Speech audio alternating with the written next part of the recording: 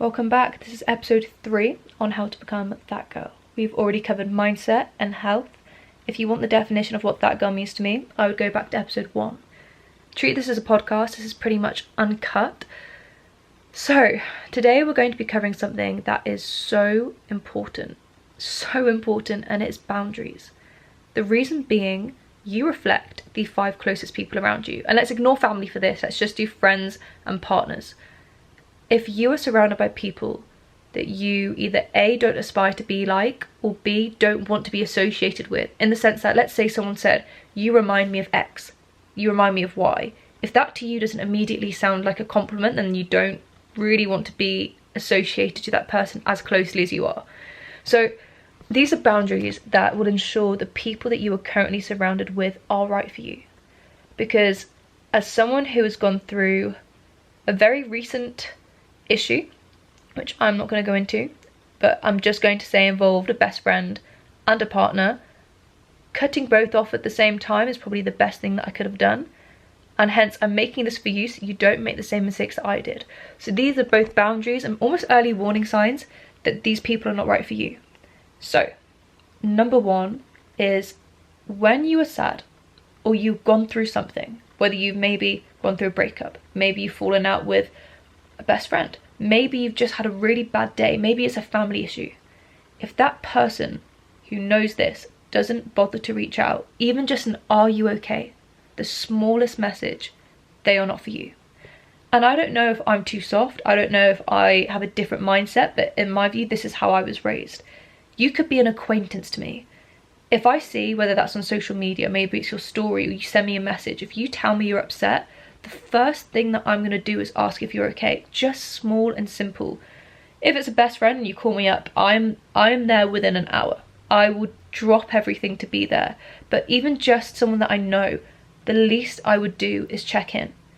And if this person who is close to you, let's say it's your best friend, and they've seen you're upset and they've not even bothered to reach out, I don't care how busy they are. Do not care. You are not too busy to not be able to send a simple message.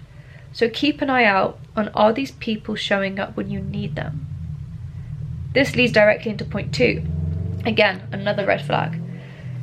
If you've done something really well, let's say you've done really well on an exam, let's say you've got your dream job, just something in your life that has gone well, and maybe you've posted about it, maybe you've told them directly, but let's just say they know something's gone really well for you. If they have not bothered to congratulate you or send a simple message, run for the hills, because it either A means they're jealous or B means they're competitive. My view is, if I see someone, you could literally be a stranger, if I see someone who has accomplished something big, or they've really put loads of work into something and they've got the end goal out of that, of course I'm going to say well done. And again, I don't know if this is just me, I don't understand why you wouldn't take the time to say well done. It's such a small, simple thing. And if your friend isn't doing that now, question why. Because if you're similar to me, your first thought would be, well, if my best friend did something really well, let's say they passed their driving test, you're of course going to say well done. Last bit in this boundaries episode, again, this is a very short one, is actions. And hear me out. It is very easy for people to say something to your face, for them to tell them how much you mean to them, or how much they value you, or how much you mean to someone as a friend or a partner. But if their actions aren't aligning, I'm so sorry to break it to you, but they're lying. Or at least they're lying to themselves. Again, they might not be doing this manipulatively, but someone can give you the world written on paper. It doesn't mean they're going to build you that house or that world or that life. And you need to start judging people based off of their actions, not just of what they say to you. And that sounds really harsh, because as a girl, you're probably very similar to me. You fall in love with what you hear. And as much as a fairy tale could be painted in front of you and you believe it, it's not necessarily the reality. And the day you begin to base words off of action is the day you realise that these people are built up to be a much better human being in your head than they are in real life. And this is a bit of an add-on, but that also goes back to, you need to start viewing people for who they are. For example, I look at my closest friends around me and I could not give one negative word, sentence about any of them. And yes, I'm going to be biased, but to me, they are such beautiful, incredible souls that are family. And I'm so incredibly lucky to have people like that in my life. And I know for a fact that if I was ever in a situation where I needed one of them, I could call them up and they'd be there in a heartbeat. And I would do the same for them. And you've got to view these people around you now. Is that how you would speak about them? Would you only speak positively of them? Would you look up to them? Would you want to be compared to them? I'm not telling you to cut off everyone around you.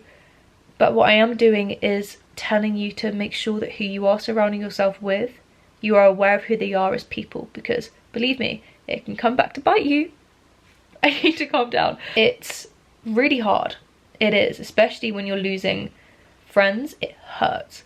But when you take a step back and you really understand who they are as people, not who you made them out to be, gosh, it becomes clearer. And I kind of think I should have seen warning signs a lot earlier than I did. And leaning back on that, the last thing that allowed to keep adding to this, I was watching this mini documentary yesterday, and it made a really good point. And this was also about how to deal with breakups.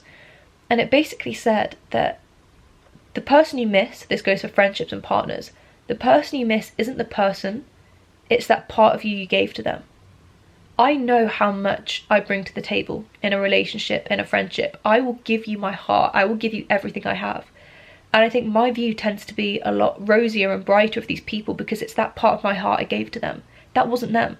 If I took them and me out of the equation and I just took that person, I've lost nothing. I should probably go before this ends up into a half-an-hour video, but I hope this helps. And to anyone else that's struggling with a breakup of a friendship or relationship or both, then I really hope this helped you. And the best thing you can do, the best revenge you can have, is live your life to the best. Again, this is a bit of a ramble, but a little hint that I'm not going to go into. But being so honest with you, so completely honest. After having what was a pretty rubbish situation, I think, thrown at me, that kind of unravelled after the breakup, all I can say is I am the happiest I have ever been. And that's not me trying to say it in spite or in revenge, but I have woken up every single day feeling this energy that I've never felt. And there's things that have happened in my personal life that I didn't intend to happen, that I'm not going to put online for a while because, God, I'm literally tearing up. This is happy tears, by the way. I'm not going to put online yet because I need to see what happens. But the best revenge you can give is giving that energy you gave to them back to yourself and living your life on your terms. Because I cannot tell you the amount of doors that have opened, the amount of people that I've met and friendships and more that I've now had as a result that I wouldn't have had before. So sometimes the smaller the circle you make, the bigger your world gets. I hope that helps. Anyway, I will see you guys very soon.